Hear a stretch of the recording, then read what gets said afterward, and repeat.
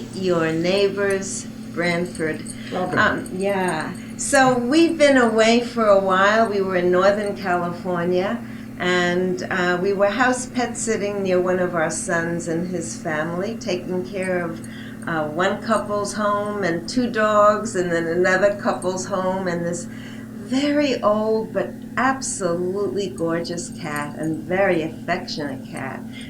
So taking care of them and being near our family was fabulous.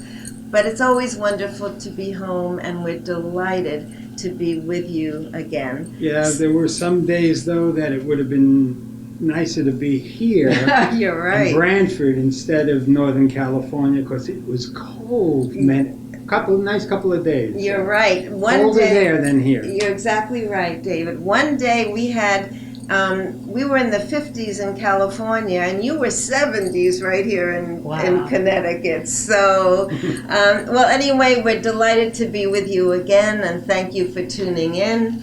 And today we have the distinct privilege to be with an extremely interesting and very talented neighbor of ours in Branford. How fortunate we are. And her name is Marta Reisman. And welcome, Marta. Thank you so much. Welcome. Thank you. Marta, there's so many chapters in your life and so many diverse and interesting ones. I'm just going to begin simply by telling our viewers that you grew in Philadelphia. Yes, I did. And that you've lived in Branford since 1988. Yes. As we are sitting here, it feels like we are in an art museum. We are surrounded by art that you have created, and it's very special to be here. I appreciate that. Thank you. Yeah, you're welcome. So when did your interest in art begin? Oh, it began very long ago when I was in Philadelphia growing up. I was about 10 or 11, and I used to take the subway myself to South Philadelphia to an art school so I would be able to express myself in art. Wow, at 10 or 11, you knew that you had this yearning passion to express yourself through the medium of Very art. much so, yes. Wow, that's quite incredible. I don't think that would happen now for a child in any city, or that they can independently take a train or any form of transportation. You were fortunate. I was. Yeah, times have changed quite a bit. Absolutely. They really have, yes. So, your intention, though, was really directly on becoming one thing, and that's an English professor. That's correct. That's correct. So you started your undergraduate studies, and you studied for 2 years of Russian language and Russian literature. Yes. Yeah. And then you traveled also during your junior year, in your undergraduate junior year, to Israel. That's right. That was a big trip. It was a big trip, I'll yeah. say. And of course, later on, you then went to Columbia University, where you got your master's in comparative literature. Correct. All That's right. right. So there you have a diverse educational background. And how did that assist you when you again went to Israel later on? Well, it certainly. Could you ask that again? Yeah, Sure. when you went back to Israel, now having the Russian education, the language, Okay. and all of that, how did that assist you? What did you do in Israel? Well, it was a unique circumstance. The United States government actually had a company in Israel that translated scientific documents from Russian to English. And they hired me because I had some knowledge of the Russian language to translate it. Mm. And then what happened was, when I translated, I was much too literary rather than scientific. So they almost fired me from my original job, but then I was asked to edit these Russian scientific texts, which I Wow. did. And I did that for about a year and a half. Scientific text. Yeah. Wow. I know. Far cry from your interest. Wow. You're right. You're Wow. right. And I made, actually, even my editing was too literary and flowery for them. So after about a year and a half, I was asked to leave. Oh, what do you know? So you lived there for I lived there for 3.5 years. 3.5 Yeah. years. Wow. When I first got there, I lived with my uncle, Oh, Gershon. And what was unique about that was, at that point, he was the mayor of Jerusalem. wow. So I had a chance to meet some of the leaders in Israel at that time, like Moshe Dayan and Golda Meir. Oh my goodness. And it was an extremely fortunate and special time in my life. Wow. That I'm would be amazed. amazing. Yeah. Yeah. And I understand he was also the founder of the Jerusalem Post. That's exactly right. He founded the English Jerusalem Post, which still occurs today. Wow. Yeah. Incredible. He was some guy. How old was he when you were living there? How old a He man was in his mid-60s. at that time? Yeah, and he died actually when I was there. Oh. And it was very shocking and very sad to the whole Jerusalem community and to our family. Yeah. Yeah, he had great impact. He really did. Good point. Yeah. So when you were in Israel at that time, were you married? No, when I first went to Israel, I went for my junior year abroad and I was single. Mhm. And it was only later that I met my husband and married him Wow. Okay. In Jerusalem. Jerusalem? Oh no, I came back to the States to actually marry him. Oh, you met him in Jerusalem, but then you went I actually knew him in Philadelphia. back. Okay. But we don't have to get into all those details. No. Okay. And did you raise a family then? Yes, Ah. we had 3 daughters, and unfortunately, I at this point only have 2. Oh, what? Yeah, my very youngest one passed away. Oh, Yeah, so she sorry. she was afflicted with a disease called tuberous sclerosis, what is that? where she had some growth of cells on her brain that prevented her from developing normally and at the right pace. Mm. And she never learned how to speak, so she was mute. Oh my So it was very hard to know what she wanted. And I worked with her for 15 minutes out of every half hour of the day for about 2 years. And she still didn't get better. What? Was it in patterning, you mean? Yes. Yeah, because David and I patterned a young boy in Brooklyn, a young child around 8, who had been hit by a car. Oh, And boy. we'd go in, and they had all these did you have lots of volunteers? Yes, I did. They were And neighbors. That's Yeah. okay. So that's what we did, Oh. and we patterned.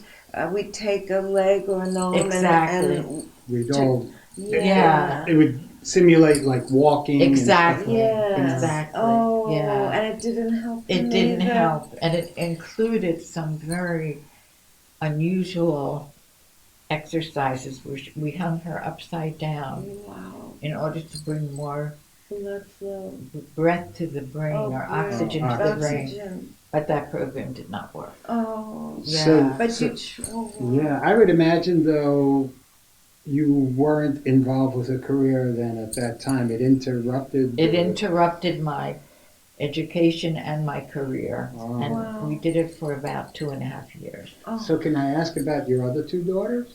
Very much so. Okay.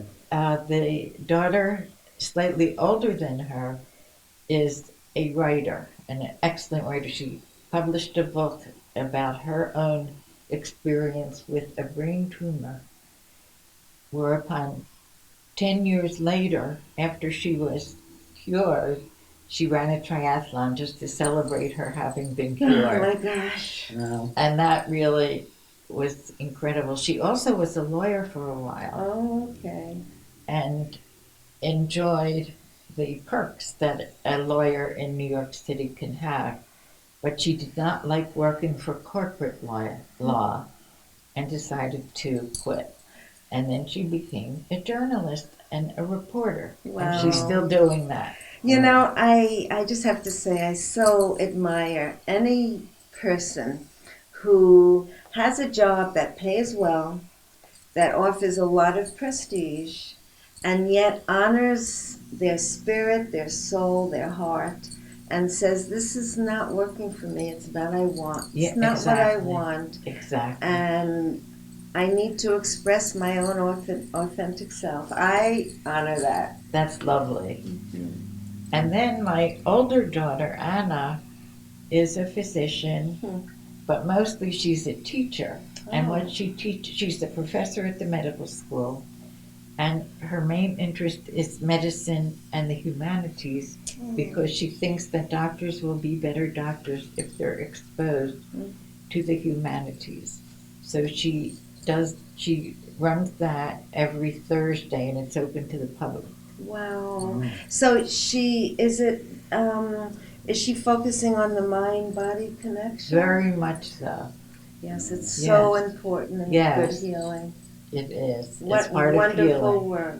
Yes. Wonderful work. I just want to go back for a moment, if I may. During this really challenging, time, did you use your art to release and sort of vent some of the intensity of your emotions and the challenge that you were facing? Very much so. I did. The problem was I didn't have that much time to create finished products. So I did work somewhat on my art, but did not have the time and kind of deprived myself of that.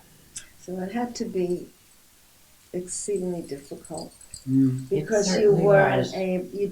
that period of time didn't allow you to express who you are. Yeah. Yeah, that's very true. Yeah, that had to be very difficult. Yes. Marta, Yeah. after that and after the raising of the children and so on, what was your next professional goal? My next professional goal will seem out of thin air. Well, you are quite magical. Right. Well, then you'll tell us what your inspiration was Yeah. to do this. Yeah. What happened was I went at some point in my life to see a therapist to get some help with what I was contending with. Yeah. And she was so effective that I decided that I would like to have that role in society, that I would like to be a therapist Unbelievable. myself. And I chose that and went through the training and the actual experience of doing that. Was it in any particular area that you worked or preferred to work? It was. I preferred to work with adolescents and their families. Oh, Oh. That's- Well, what was the reason for that? Well, one was personal.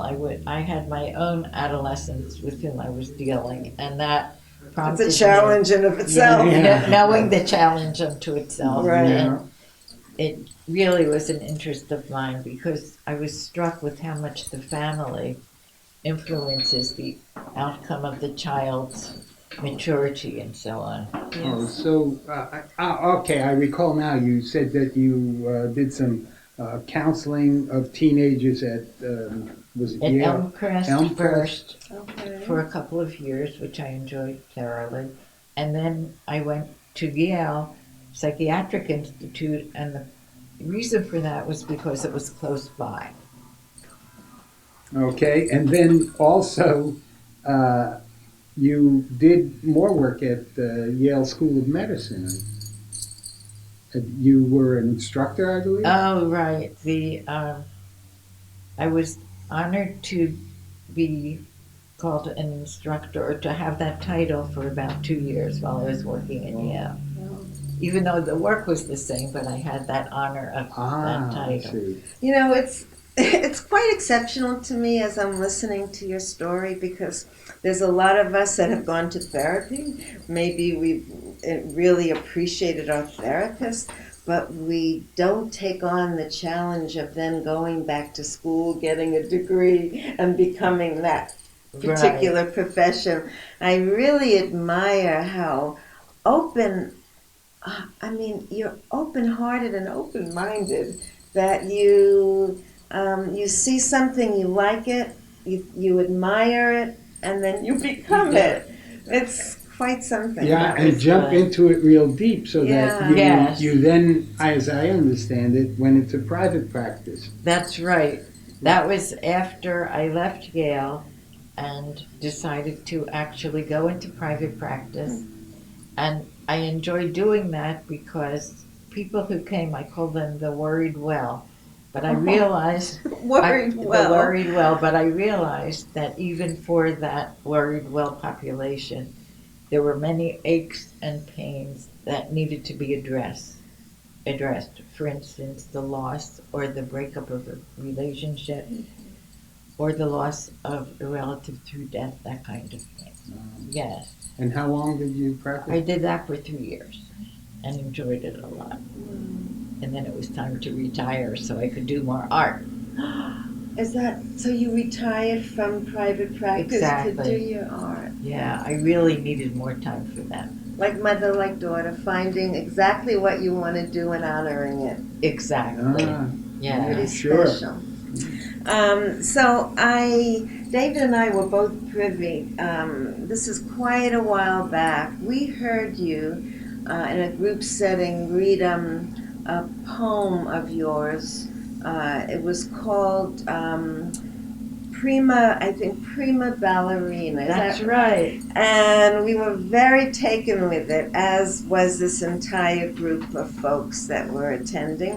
And so we asked that you perhaps would want to do it again. Yeah, but so- before you do that, I was wondering, so art, the visual arts is a passion. Was writing always a passion of yours in a sense? It was a little less so than the visual art, but I enjoyed, even from a young age, writing light verse about my parents, my sibling, and as I became part of a workforce, I would also write poems about the people I worked with. Oh, how neat. So I enjoyed doing that. It was fun. It was all very light, but I liked doing that. Beautiful. Well, would you do us the honor of reading one of your poems, and if it's okay and you have it close by, I do. Yeah. to read Prima Ballerina? I'll be glad to. Thank you so Okay. much. Can I do it sitting down? Oh, please. Okay.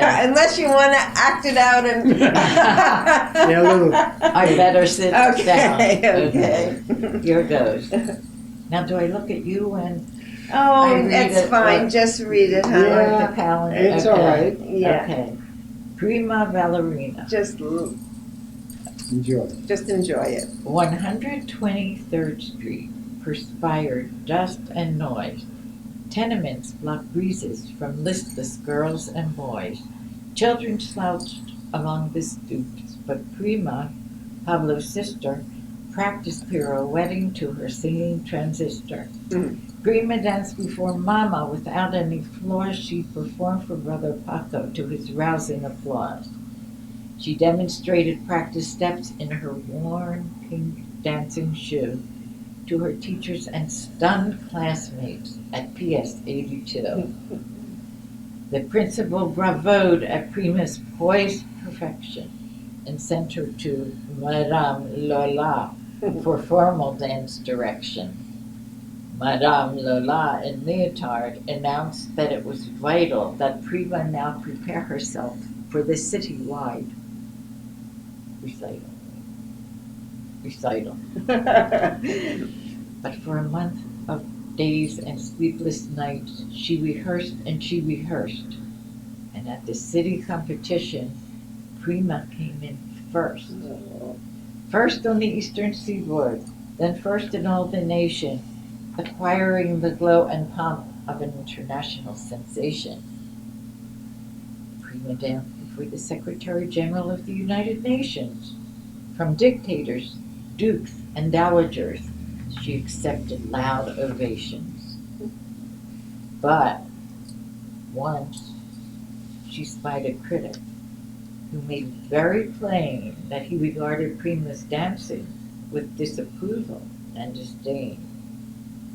When the audience arose to hail Prima for her feat, the critic sneered and stayed adhered to his 21st row seat.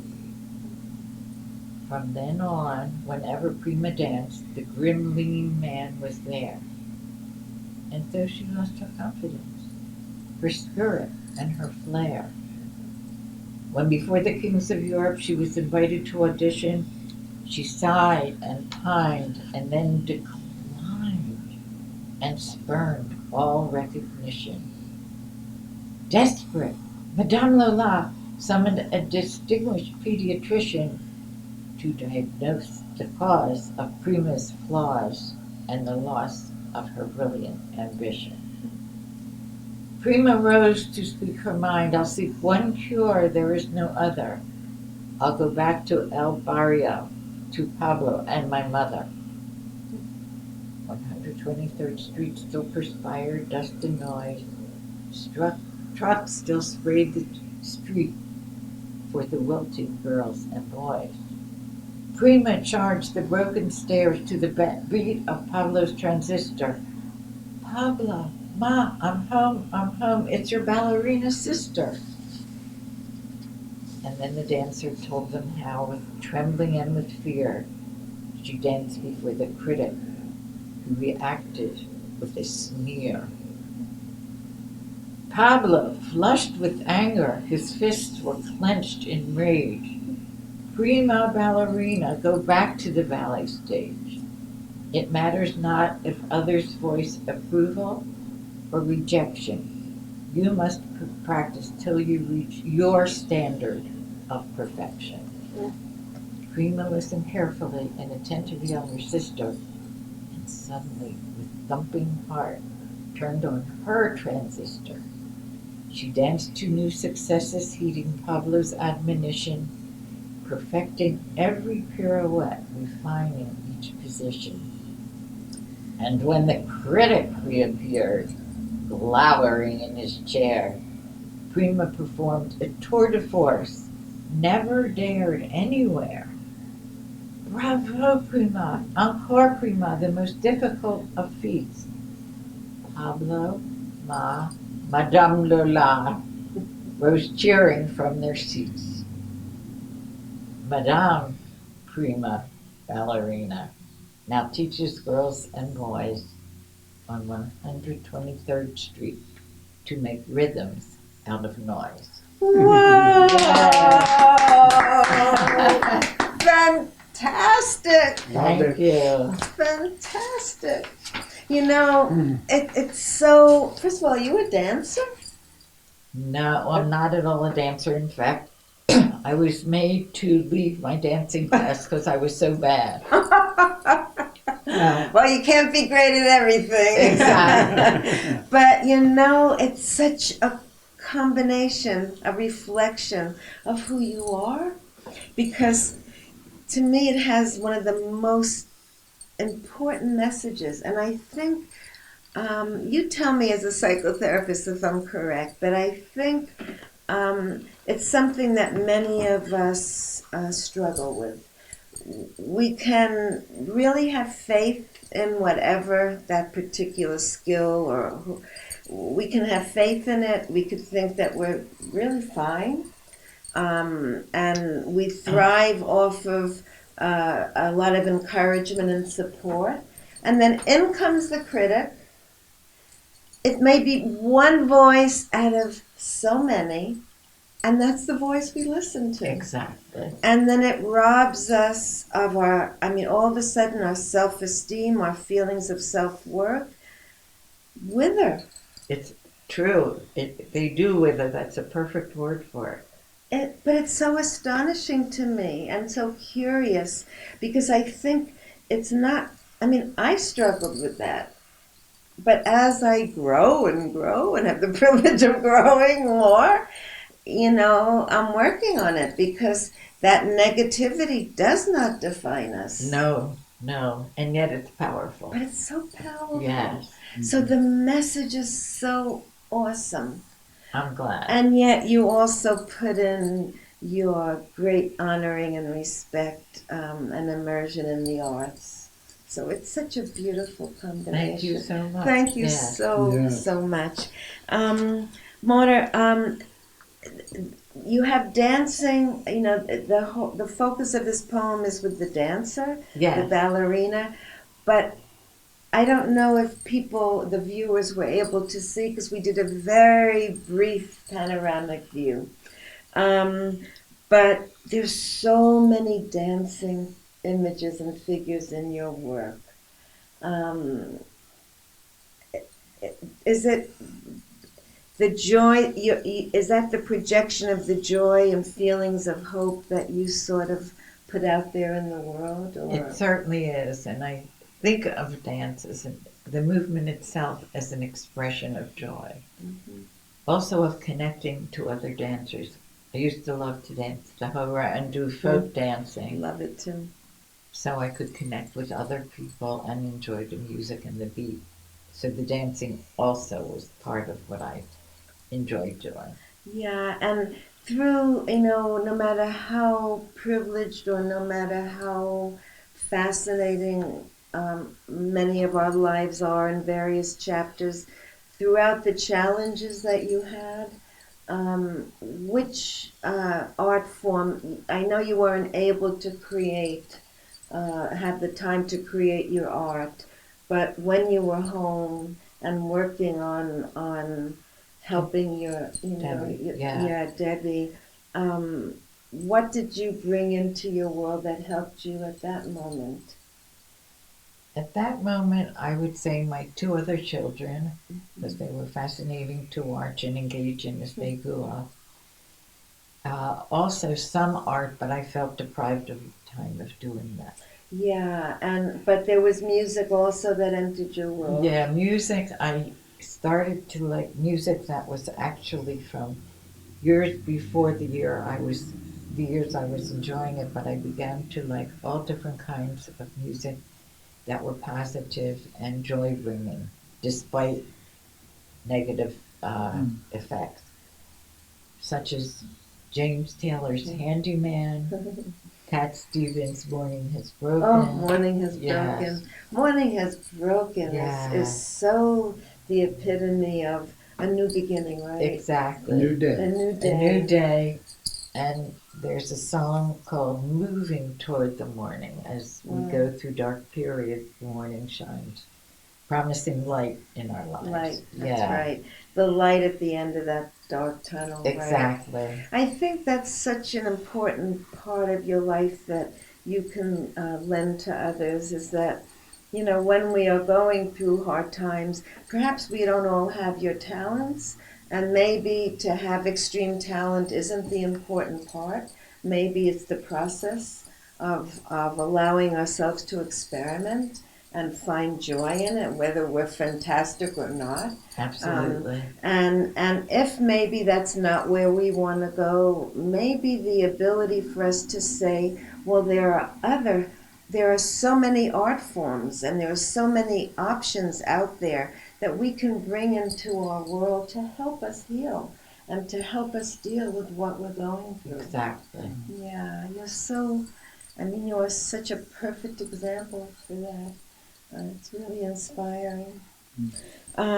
So can you tell, well, let me see. I wanted to say that I know that you love trying different eclectic methods in your art and that you began years ago. I don't know if it was, excuse me, in your 20s or 30s, I don't know, that you started doodling with pen and ink. Right, I did. And that you hung them. You told us a story that you hung these images on the walls in your living room, and it led to something incredible. Can you share that with our viewers? To. Thank you. I'd love to. At one point, the son of the chief of the Dinka tribe of the southern Sudan came to my house, saw my various so-called doodles on the wall, and there's an example of one of them.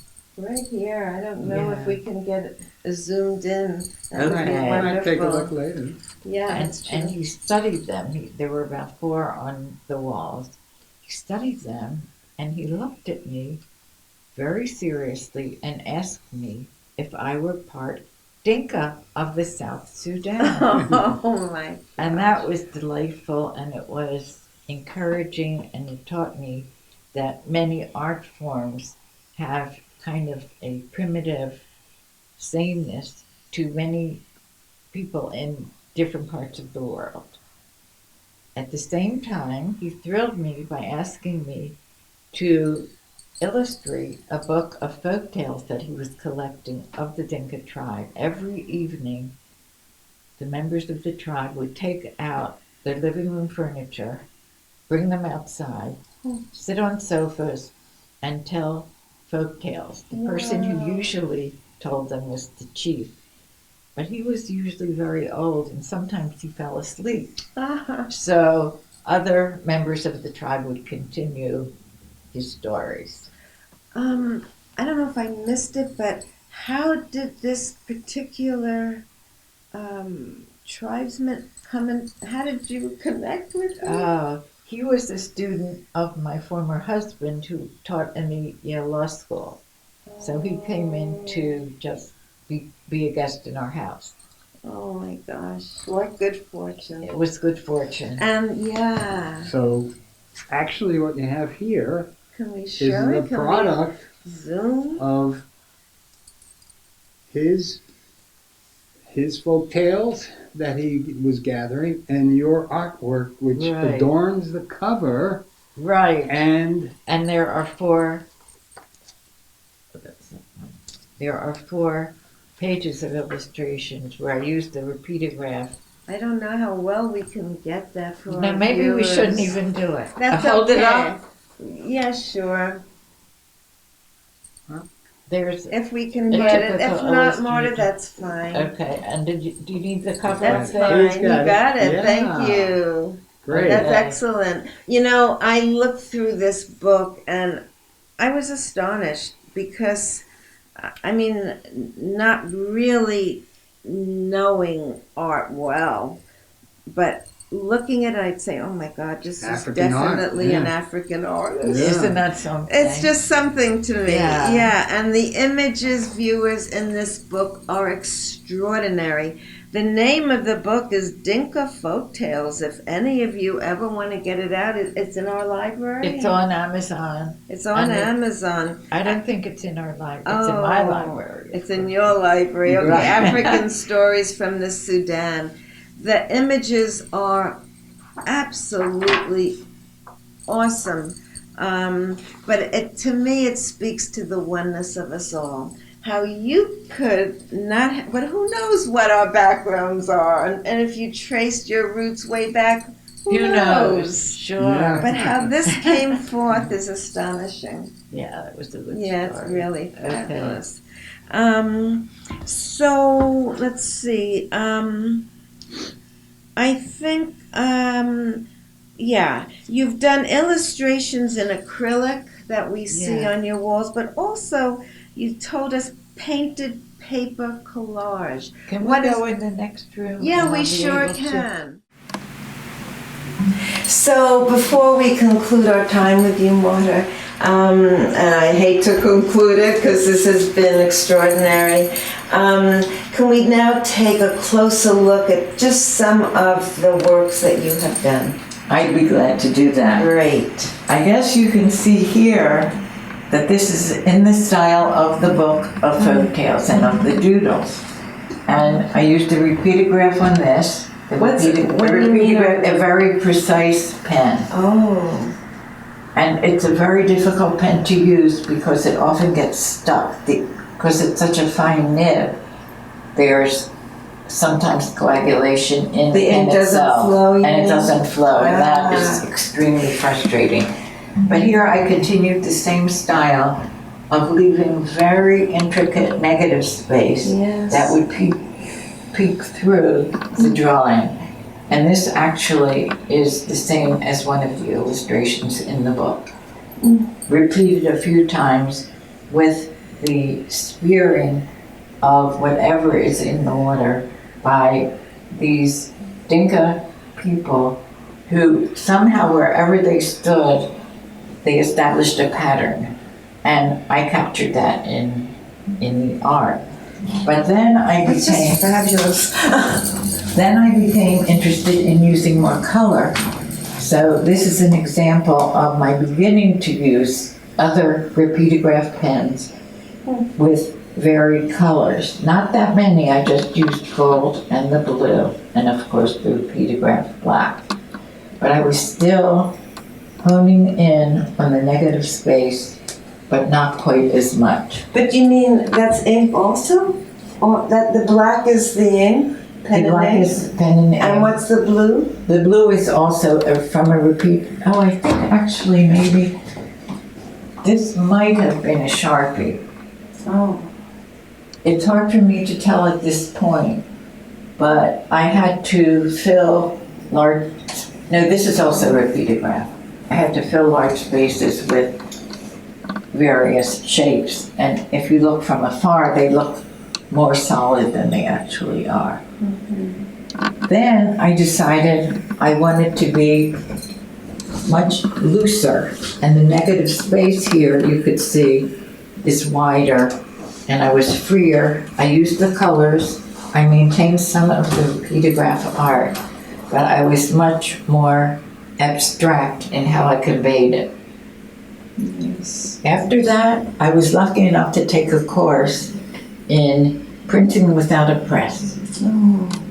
And that required making stencils. And the beauty of stencils is that you can have one figure, draw the ink along it, and then you have, because of the stencil, the same figures who could represent other dancers or other figures in this. And this is called Three Women Dancing, and you could see some of the primitive animals or whatever they are Yes. in the picture. Yeah.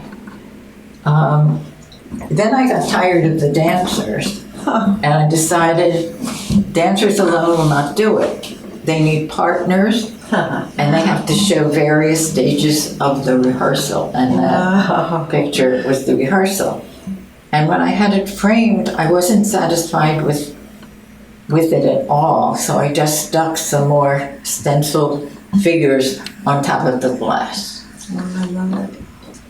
Yeah, and painted paper collage, which was the next course I took, emphasized finding textures of various colors, not knowing where they would be, but collecting them. And here I used one of them you could see in the bird that's in the middle of the picture. And that's called Colors of the Sun and Colors of the Moon, something like that from a Yeats poem. And then the dancers continued. Should we go? Can you just tell us about this one? I find that one fascinating. Again, I had the same stencil, so I could have the multiple cat figures. This is called The Cats Meowing to the Moon. And the cats, of course, are from a stencil. And you could see I also used painted paper collage on some of the textured papers. So can you just tell us a little bit what you mean by painted paper collage? What does that exactly mean? Well, the painted paper is made without any sense of what the design will be.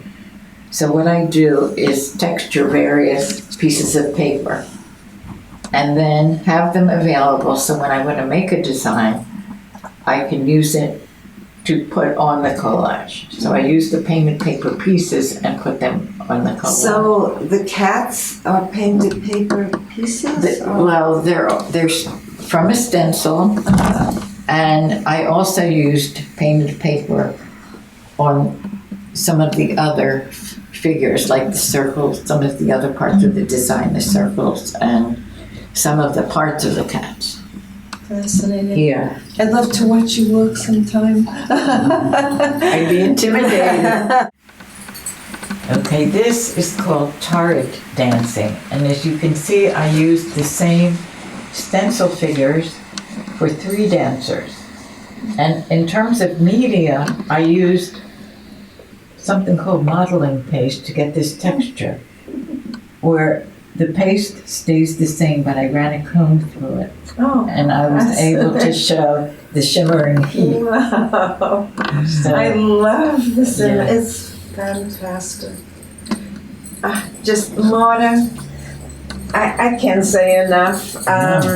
Thank you so much. it was a pleasure. It's been a joy. It's been a joy for me. Thank you so Thank much. you. And Thank you, thank you thank you. all to our viewing audience. We so appreciate you being with us today. Take good care, blessings, and we'll see you again on Meet Your Neighbors. Bye for now. Bye.